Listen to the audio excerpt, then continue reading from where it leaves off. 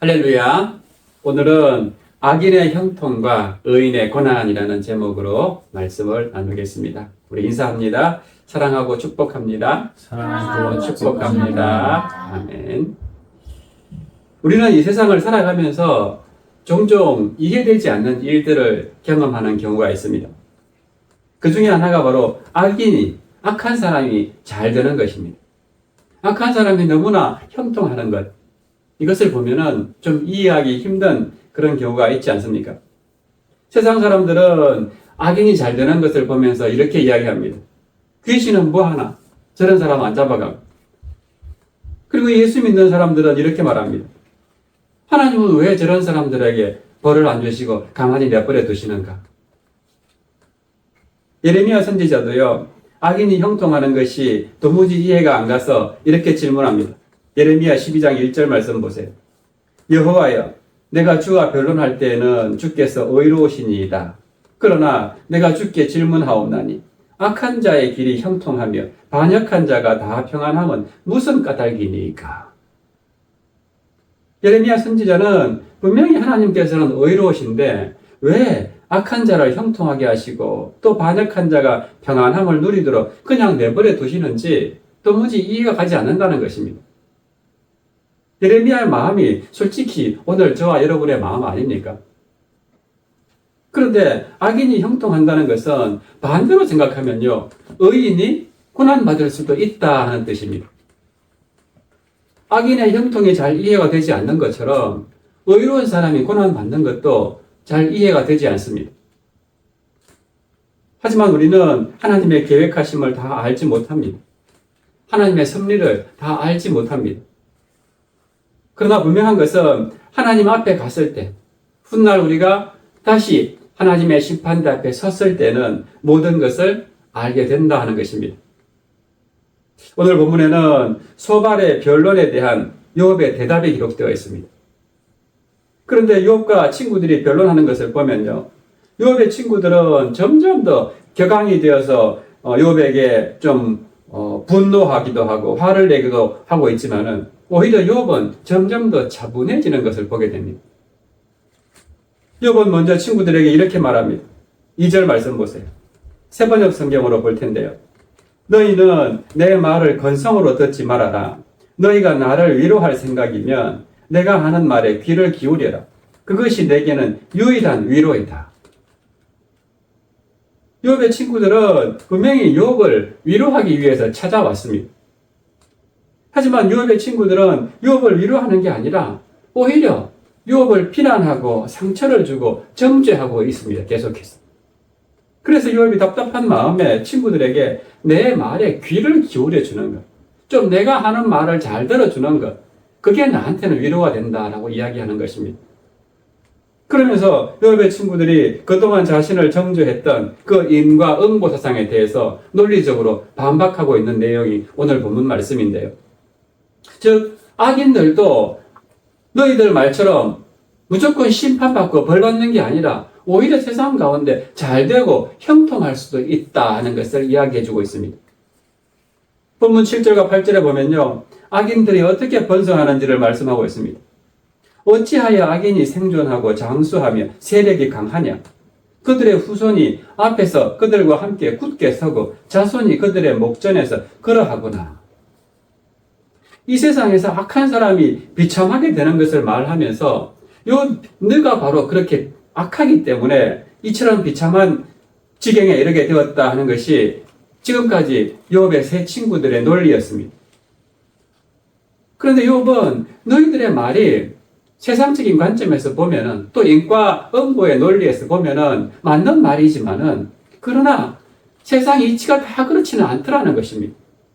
아무리 악인이 악을 범하더라도 오히려 더 잘 되는 세상을 너희들도 보고 있지 않느냐 하는 것입니다. 너희들은 악인은 반드시 다 망하고 결코 번성할 수 없다고 하는데 그것이 사실이라면 지금 이 세상에 악인의 숫자가 자꾸만 늘어나고 그들이 왜 저렇게 오래오래 장수하는지 좀 나한테 설명해 달라는 것입니다. 여러분도 알다시피 악한 사람들이 죄를 범한다고 해서 당장에 그냥 징계를 받아 죽습니까? 그렇지 않습니다. 오히려 이 세상에서 부하게 잘 삽니다. 수명도 길어서 장수합니다. 우리보다도 더 높은 세상적인 영예와 만족을 얻습니다. 악인들의 세력이 강해지고 권세와 높은 지위도 하나님 믿지 않는 사람보다도 더 얻는 경우도 많습니다. 이렇게 그들은 세상적으로 큰 인물이 될 뿐만 아니라 어떤 시험이나 동요에도 흔들리지 않습니다. 어떻게 그렇게 됩니까? 악인이 어떻게 그처럼 번창합니까? 그것은 하나님이 이 세상을 버리셨기 때문이 아닙니다. 그렇다고 해서 하나님이 그들의 악함을 보지 않기 때문도 아닙니다. 하나님이 그들의 악함을 미워하기 때문도 아니고 그들의 악함을 처벌할 수 없는 그런 하나님도 아닙니다. 그런데 왜 그냥 내버려 두실까요? 그것은 이 세상의 불법의 도가 아직 다 차지 않았기 때문입니다. 다시 말해서 하나님께서 이 땅을 심판하시기 위해서 올 때가 되지 않았기 때문에 그렇습니다. 그때까지 하나님은 참고 계시는 것입니다. 내버려 두고 계시는 것입니다. 그러나 하나님이 다시 이 땅에 오시는 그날에는 내버려 두지 않죠. 반드시 악인들은 심판하고 의인들은 하나님 나라에 거두어 들이실 것입니다. 그것이 성경의 진리입니다. 그러므로 지금 악인들이 잘 되는데도 불구하고 그들에게 심판이 내리지 않고 벌을 받지 않는다는 것은 하나님께서 기다려 주시는 것입니다. 그 악인들 가운데서도 한 영혼이라도 이렇게 하나님께서 오래 참으실 때 회개하고 돌아오기를 기다리는 것일 뿐이지 그들의 악을 하나님께서 용납하고 허용해 주시는 그런 하나님이 아니시다 하는 것을 우리가 알아야 됩니다. 이게 세상을 향한 하나님의 뜻입니다. 그럼에도 불구하고 지금 욥의 눈에 보이는 악인들은요, 너무나 번성하고 너무나 잘 나갑니다. 그들의 숫자는 점점 불어나서 그들의 가정이 당당하게 서고 그들은 그것을 보면서 너무너무 기뻐합니다. 8절에 보면 그들의 후손이 앞에서 그들과 함께 굳게 선다 하는 말이 바로 그 말입니다. 자손 대대로 악한 짓을 하면서도 점점 더 그 가정이 당당하게 서 나간다 하는 것이죠. 그리고 9절에 보면 그들은 평안하고 두려움 또한 없습니다. 소발은 악인들이 끊임없는 놀라움과 공포에 사로잡혀서 그렇게 산다고 말했는데 욥이 지금 자기 눈으로 현실적으로 보기에는 오히려 모든 위험과 두려움으로부터 평안하게 지내고 있는 것입니다. 아무리 약하게 살아도 하나님의 징계의 매도 그들에게 임하지 않습니다. 그들의 재산은 나날이 번창해서 아주 풍족하게 삽니다. 자녀들과 가축들이 크게 번성해서 도무지 부족함이 없습니다. 부모들은 소고와 수금으로 노래하고 피리를 불고 그 자녀들은 거기에 맞춰서 춤을 춥니다. 한마디로 먹고 마시고 노래하고 춤추고 피리 불고 그렇게 세상적으로 정욕적으로 감각적인 삶을 즐기면서 자기 중심적인 그런 삶을 살아가더라는 것입니다. 그런데 자기들만 그렇게 사는 게 아니라 그 밑에 자녀들도 그렇게 키우더라는 것입니다. 그런데도 어떻게 해요? 너무너무 두려움도 없이 평안하게 잘 살고 있더라 하는 것입니다. 소발, 너희들이 나한테 얘기했던 악인은 다 망한다는데 과연 그렇더냐? 내가 지금 한 말이 틀리더냐 하는 것입니다. 그렇게 악인들이 잘 살고 있지 않더냐 하는 것이죠. 그걸 나한테 어떻게 설명하겠느냐는 것입니다. 그리고 심지어 이 악인들의 마지막은 또 어떻습니까? 13절 보세요. 그들의 날을 행복하게 지내다가 잠깐 사이에 서울에 내려가느니라. 이게 무슨 잠깐 사이에 서울에 내려간다는 게 무슨 뜻이냐 하면요. 그렇게 악하게 평안하게 두려움도 없이 자기중심적으로 살다가 죽을 때도 잠깐 사이에 아무런 두려움이나 고통도 느끼지 않고 그렇게 죽음을 맞이하더라 하는 것입니다. 죽는 순간에도 아무런 두려움이 없더라는 것입니다. 악인들이. 우리 동양에서 말하는 5가지 복 중에 마지막 복을 호종명이라고 그럽니다. 종명, 마칠 종자, 목숨 명자, 목숨을 마치는 것을 호상이라는 말도 그 좋을 호자인데요. 그래서 죽는 순간을 아주 좋게 죽는 것을 호종명이라고 합니다. 그렇게 죽을 때 고통 없이 죽는 것이 복이다라고 이야기하는데 지금 욥이 보니까 이 악인들의 죽는 모습이 그렇더라는 것입니다. 전혀 두려움이나 고통 없이 잠깐 사이에 죽더라는 것입니다. 그러다 보니까 악인들이 아무런 두려움이나 그런 거 없이 계속 악을 고집하고 죄를 범하면서도 당당하게 살아가더라는 것이죠. 그래서 14절과 15절에서는 이렇게 말합니다. 그러할지라도 그들은 하나님께 말하기를 우리를 떠나소서 우리가 주의 도리 알기를 바라지 아니하나이다. 전능자가 누구이기에 우리가 섬기며 우리가 그에게 기도한들 무슨 소용이 있으랴 하는구나. 대놓고 하나님을 무시합니다. 여러분, 권선징악이 이 세상의 운영 원리인데 어떻게 악하게 사는 사람이 이렇게 번성하고 하늘 높은 줄 모르고 하나님을 우롱하면서 이렇게 지내도 그냥 내버려 둬야 될까요? 악한 사람들이 이렇게 흥하는 것이 정말 이상한 일 아닙니까? 하나님께 공공연하게 도전하면서 하나님을 무시하는 말을 할 정도인데도 악한 사람들이 더 흥하는 것은 이해하기 어려운 일입니다. 그들이 아무리 하나님을 대적할지라도 그들은 여전히 잘되고 번성합니다. 이런 악인들의 형통함에 대해서 시편 기자도 이렇게 고백했습니다. 아삽의 시인데요. 그가 세상의 악인들을 보니까 이렇더라는 것입니다. 시편 73편 4절부터 12절까지 말씀 제가 읽어드리겠습니다. 그들은 죽을 때에도 고통이 없고 그 힘이 강건하며 사람들이 당하는 고난이 그들에게는 없고 사람들이 당하는 재앙도 그들에게는 없나니 그러므로 교만이 그들의 목걸이요 강포가 그들의 옷이며 살찜으로 그들의 눈이 솟아나며 그들의 소득은 마음의 소원보다 많으며 그들은 능욕하며 악하게 말하며 높은 데서 거만하게 말하며 그들의 입은 하늘에 두고 그들의 혀는 땅에 두루 다니도다. 그러므로 그의 백성이 이리로 돌아와서 잔에 가득한 물을 다 마시며 말하기를 하나님이 어찌 알랴 지존자에게 지식이 있으랴 하는도다. 볼지어다 이들은 악인들이라도 항상 평안하고 재물은 더욱 불어나도다. 오늘 욥이 고백하는 내용하고 똑같지 않습니까? 꼭 욥이 지은 시 같습니다. 악인들이 세상에서 아무리 약하게 살고 그렇게 자기 마음대로 살아도 아무런 문제가 없으니까 도대체 나한테 하나님이 무슨 필요가 있느냐는 것이죠. 하나님의 말씀이 무슨 의미가 있느냐는 것이죠. 하나님이 없어도 내가 어떤 신을 섬기지 않아도 얼마든지 내 힘으로 잘 살 수 있다라고 이렇게 교만하게 살아가더라는 것입니다. 그래서 오늘 욥도 14절에 보면 아까 읽었던 말씀인데요. 14절 하반절 다시 보세요. 우리가 주의 도리 알기를 바라지 아니하나이다. 악인들이 이렇게 말한다는 것입니다. 하나님의 길로 걸어가려 하지 않는 자들은 그것을 알고 싶어 하지 않습니다. 왜 그럴까요? 하나님의 말씀은 우리가 알다시피 우리가 죄악 가운데 있으면 잘못된 일을 하게 되면 끊임없이 그 길에서 돌아서라고 책망하기 때문입니다. 그러나 악인들은 자기가 잘못된 길로 가 있어도 그런 책망 듣기 싫은 것이죠. 하나님 없어도 나는 얼마든지 잘 될 수 있는데 내가 굳이 왜 나한테 듣기 싫은 말씀 들으면서 하나님을 믿어야 되느냐 하는 것입니다. 또 이 악인이 하나님과 믿음에 대해서 어떻게 변론하는가 한번 보세요. 15절에 보면은 전능자가 누구이기에 우리가 섬기며 라고 합니다. 하나님이 만든 피조물이 감히 창조주 하나님에게 이런 말을 한다는 게 정말 있을 수 있는 일입니까? 전능자가 누구이기에?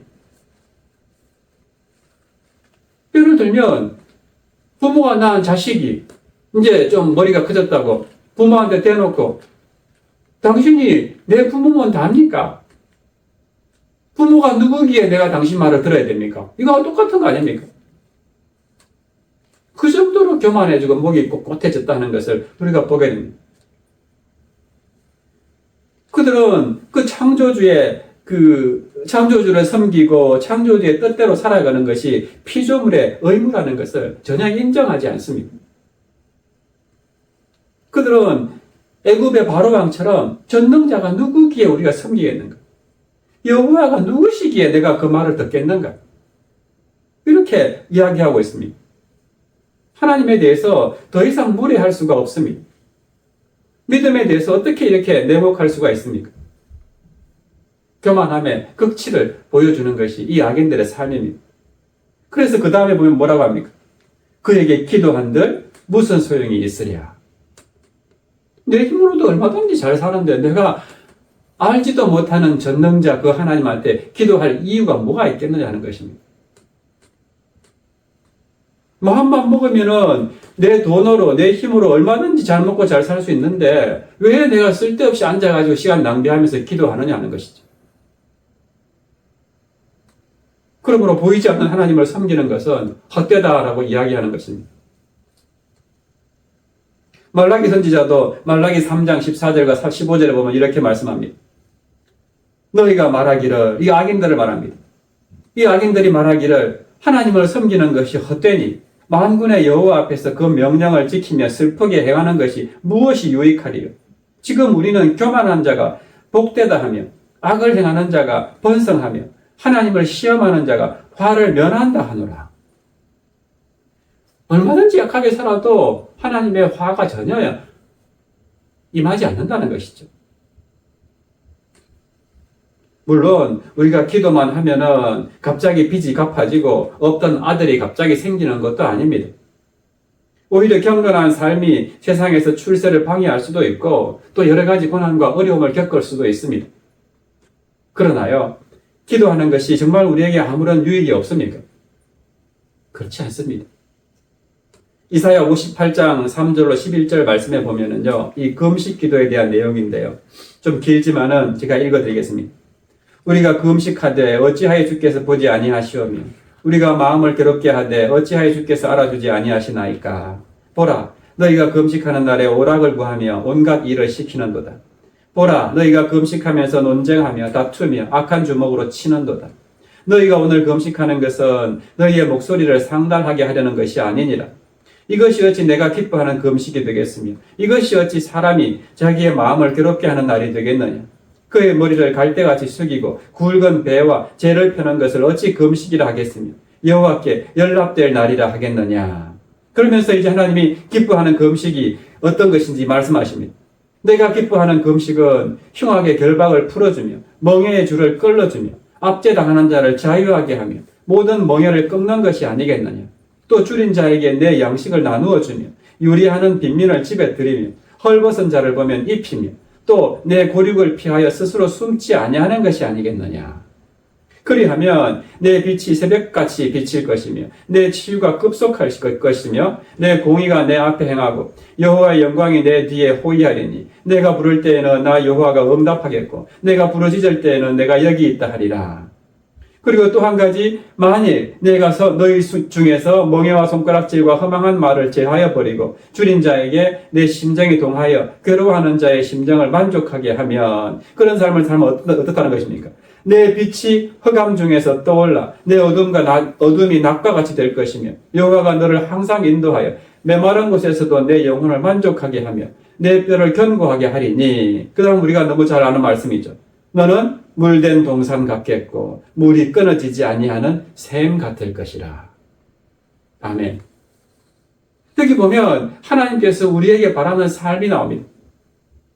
부당하게 가두어 놓은 사람이 있으면 풀어주고 그들의 사슬을 끊어주고 억눌림 당하는 사람들은 풀어주고 그들이 하는 고된 일들을 쉽게 해주고 굶주린 사람들에게는 음식을 나눠주고 불쌍하게 떠도는 사람이 있으면 집에 따뜻하게 좀 맞아드리고 헐벗은 사람에게서는 옷을 나눠주고 너희 친척들 중에서도 기꺼이 도울 사람이 있으면 돕는 것이 바로 하나님이 원하시는 삶이다 라고 말씀합니다. 그런데 이런 삶은 전혀 살지 않으면서 그저 자리 펴놓고 하나님 앞에 머리 밀고 엎드려서 금식 기도한다고 하나님께서 그걸 기뻐하시겠느냐 하는 것입니다. 무조건 하나님 앞에 나와서 내가 이렇게 하나님께 간구합니다. 내가 이렇게 하나님 앞에 엎드립니다 한다 해서 하나님이 그 기도를 기쁘게 받으시겠느냐 하는 것입니다. 이렇게 악한 인간들은 그저 자기 만족만을 추구하면서 살아간다 하는 것입니다. 전혀 이웃은 돌아보지 아니하고 그저 자기 유익만을 추구하면서 어떻게든 자기 힘을 과시하고 자기의 교만함만 드러내면서 그렇게 살아가는 것이 악한 인간들의 모습인데, 이런 인간의 어리석음을 지적하면서 16절에 보면은 욥이 이렇게 결론처럼 이야기합니다. 그러나 그들의 행복이 그들의 손 안에 있지 아니하니. 그들의 행복이 그들의 손 안에 있지 않다는 게 무슨 뜻일까요? 그들이 이렇게 성공하고 번성을 누리는 것이 자기 손의 권세, 자기 능력으로 그렇게 된 게 아니다 하는 것입니다.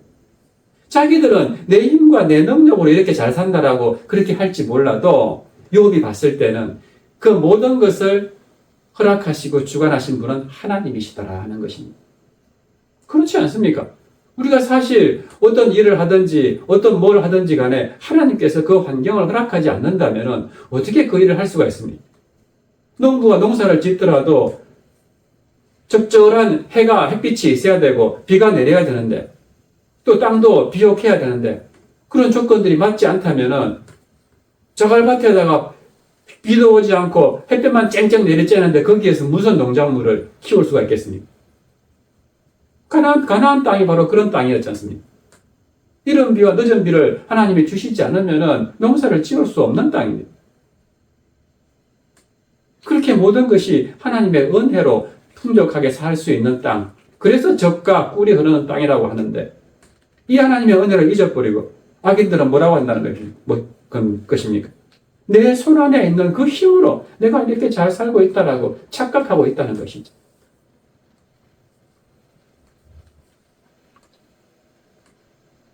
그래서 그 다음에 보면 뭐라 합니까?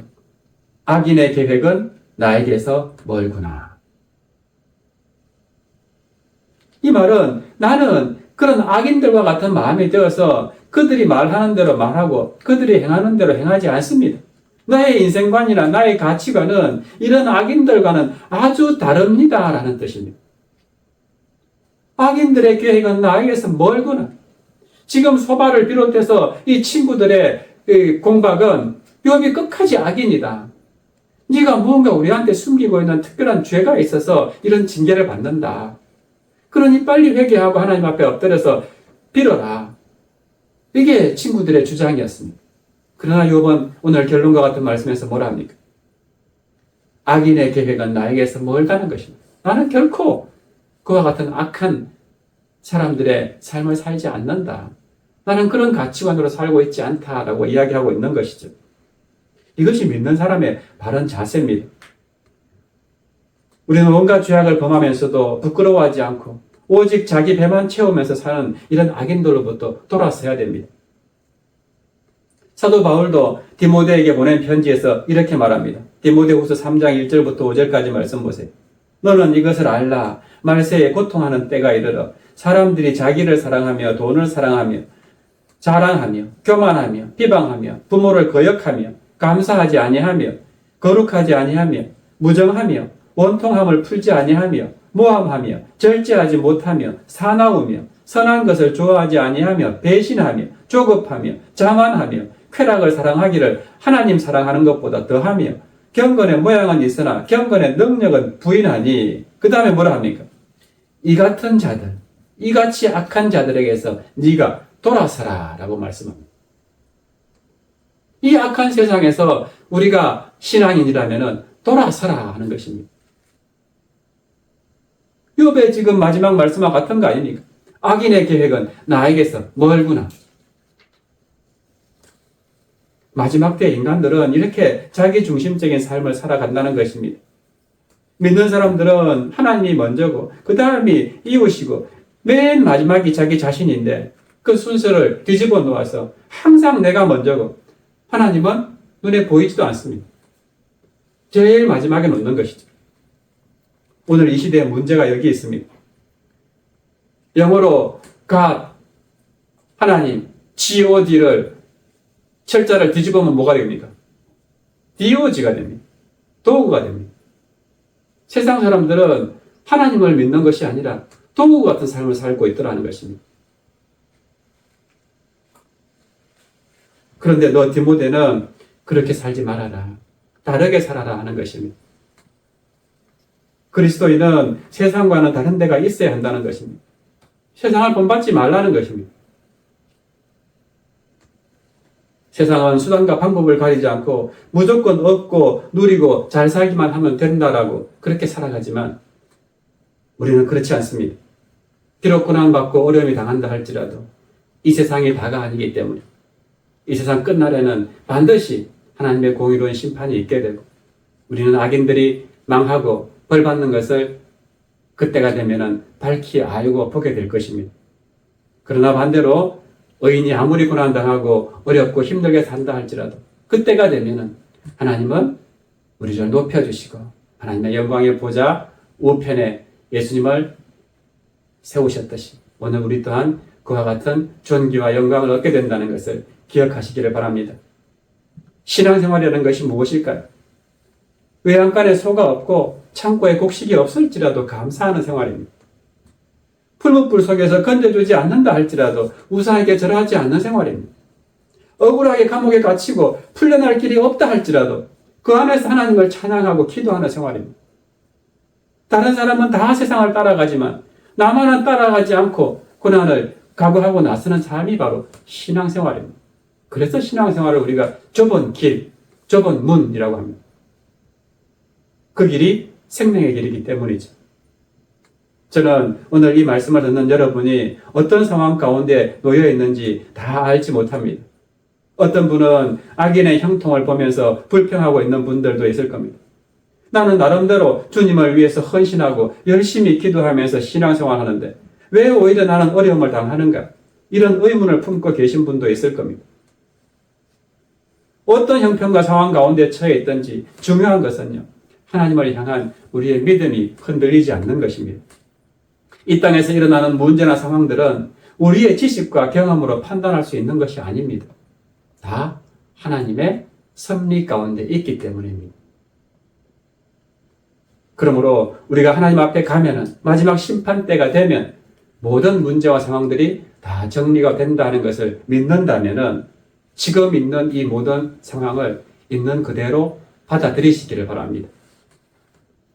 그러므로 이번 한 주간 살아가실 때도 비록 악인이 형통하는 것 같고 우리 믿는 자의 삶에는 고난만 가득해 보인다 할지라도 악인들의 결국은 반드시 멸망이고 또 의인들은 주님 안에서 반드시 다시 세움받는다는 것을 기억하고 나에게 주는 모든 상황들을 내 눈으로 판단하거나 평가하지 마시고 있는 그대로 받아들이면서 하나님의 뜻 가운데 순종하는, 그래서 마침내 나의 길을 주님께서 아시고 회복시켜 주실 것이라는 이 믿음 가지고 말씀에 순종하며 살아가는 저와 여러분 되시기를 주님의 이름으로 축원합니다.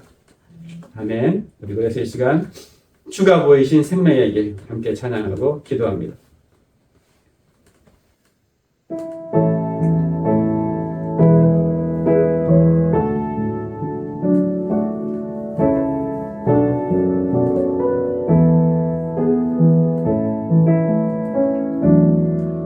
주가 보이신 생명의 길, 나 주님과 함께 사랑 마음을 드리며 주님 앞에 나가리. 나의 의로움이 되신 주 그 이름 예수, 나의 길이 되신 이름 예수.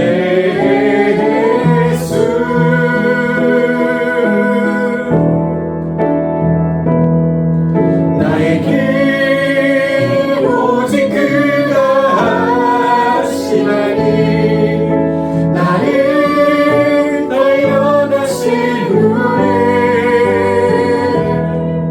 내가 정금같이 나오리. 한번 더 주가 보이신 생명의 길, 주가 보이신 생명의 길, 나 주님과 함께 상한 마음을 드리며 주님 앞에 나가리. 나의 의로움이 되신 주 그 이름 예수, 나의 길이 되신 이름 예수.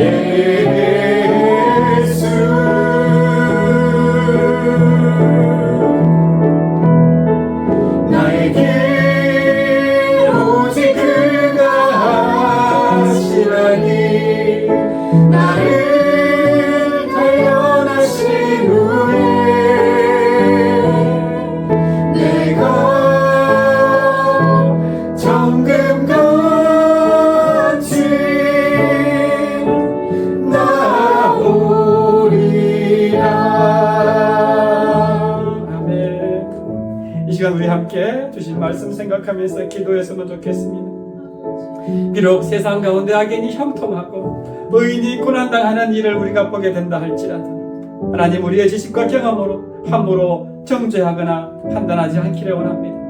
공의 하나님께서 선악간에 심판하실 날이 있다는 것을 믿고 어떤 상황 가운데에서도 하나님을 더욱 신뢰하면서 믿음의 여정을 걸어가는 저희들 되게 하여 주시옵소서. 우리 이런 마음으로 함께 주님 이름 부르신 후에 기도하겠습니다. 주여, 살아계신 하나님 아버지, 오늘날 이 세상을 보면은 욥 당시나 지금이나 마찬가지로 악인이 더욱더 형통하고 오히려 의인이 고난당하는 도무지 이해할 수 없는 이런 상황들을 우리가 보게 되는 경우가 많습니다. 그래서 과연 하나님은 살아계시나? 하나님은 왜 저 악인을 저렇게 내버려 두시나? 이런 원망도 하고 불평도 하면서 살아가는 우리의 모습을 보게 됩니다. 그러나